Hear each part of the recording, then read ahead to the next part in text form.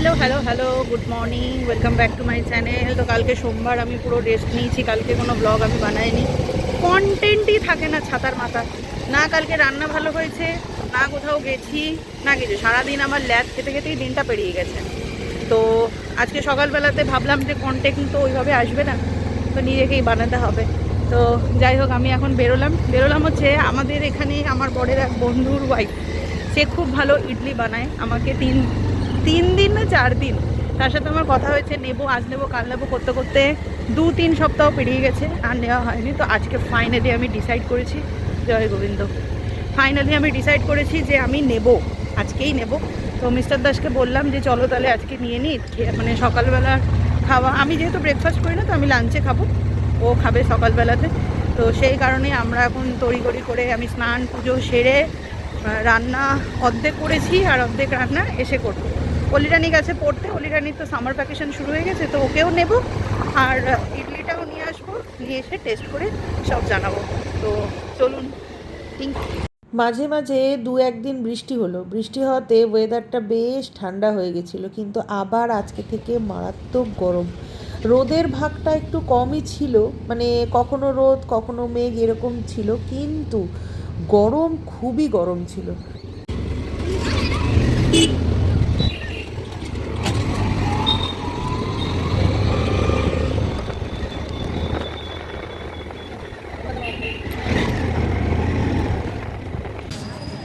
আচ্ছা, লোকেশনে এসে গেছি, ওকে ফোন করেছিলাম, ও আসছে।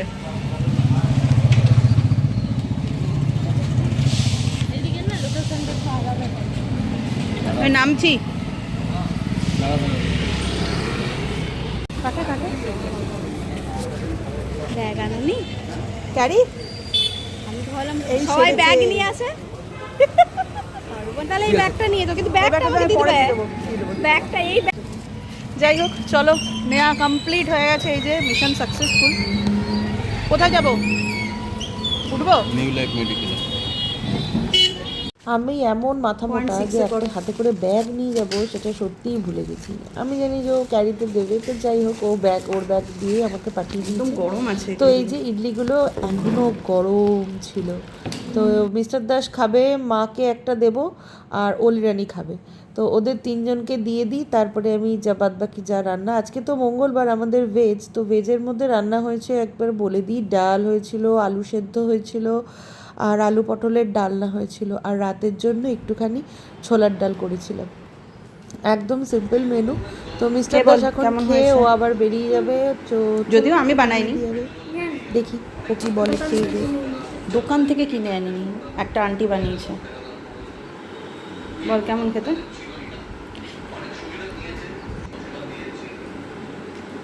খুব খুব খুব ভালো হয়েছে। আচ্ছা, কেমন খাচ্ছ?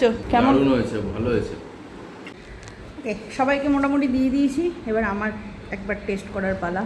ইডলি নিয়ে বাড়ি ঢুকতে ঢুকতে 12টা বেজে গেছিলো, তো সেই কারণে আমিও এখনই খেয়ে নিলাম, কারণ এরপরে বেশি বেলা করলে এগুলো ঠান্ডা হয়ে যাবে। এগুলো ঠান্ডা হয়ে গেলে পরে ভালো লাগবে না। টেস্টটা কিন্তু বেশ সুন্দর ছিল। মাঝখানে কেটে গেছে অনেকটা সময়, সবাই খেয়ে দিয়ে শুয়ে আছে।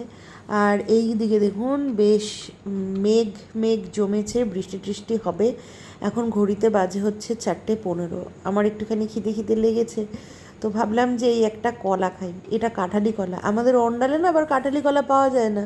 ওই বর্ধমান পেরোনোর পরের থেকেই কাঁঠালি কলা পাওয়া যায় না। দুর্গাপুরে মাঝে মাঝে পাওয়া যায়, ওই যখন যেই জিনিসটা পাওয়া যায় না, তখন সেই জিনিসটার প্রতি আমার একটু ভালোবাসা বেশিই বেড়ে যায়।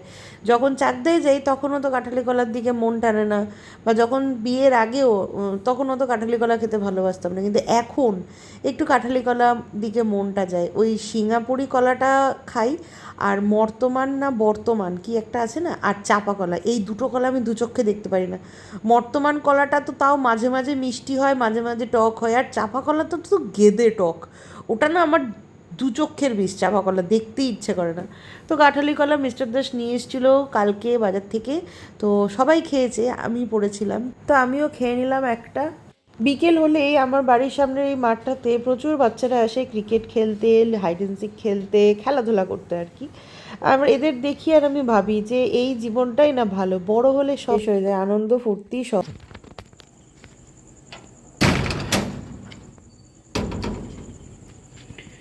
ওকে চলুন, হে এভরিওয়ান, গুড ইভিনিং।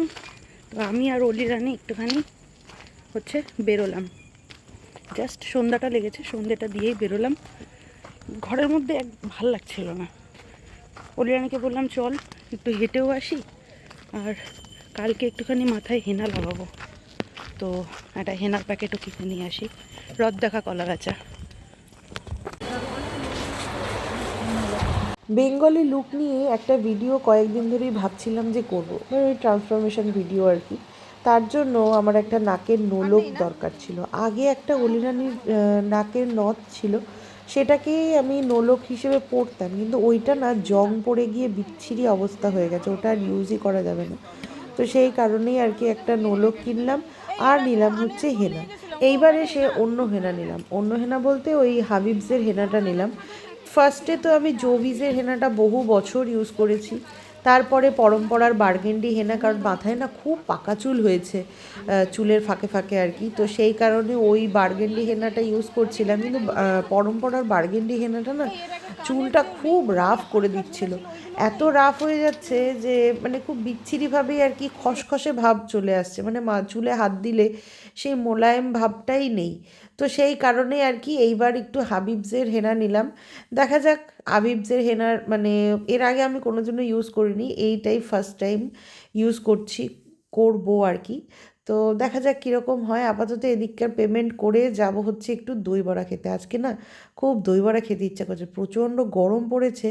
এই গরমে দই বড়াটা খেলে পারি বেশ শরীর মন সব ঠান্ডা হয়ে যাবে।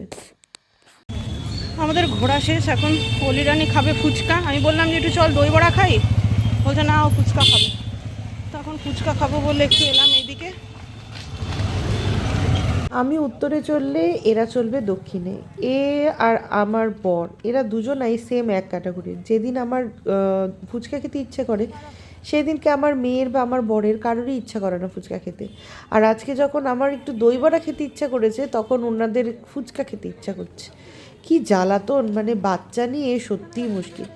অলিরানি খেলো 20 টাকার মতন ফুচকা, আর আমি 10 টাকার ফুচকা খেলাম, আর 1 প্লেট পাপড়ি চাট নিলাম রেডি করে। আমার না এই পাপড়ি চাটটা খেতে দারুণ লাগে, তো সেই কারণেই আর কি বাড়িতে বসে খাবো আর পায়ের ওপর পা তুলে টিভি দেখতে দেখতে।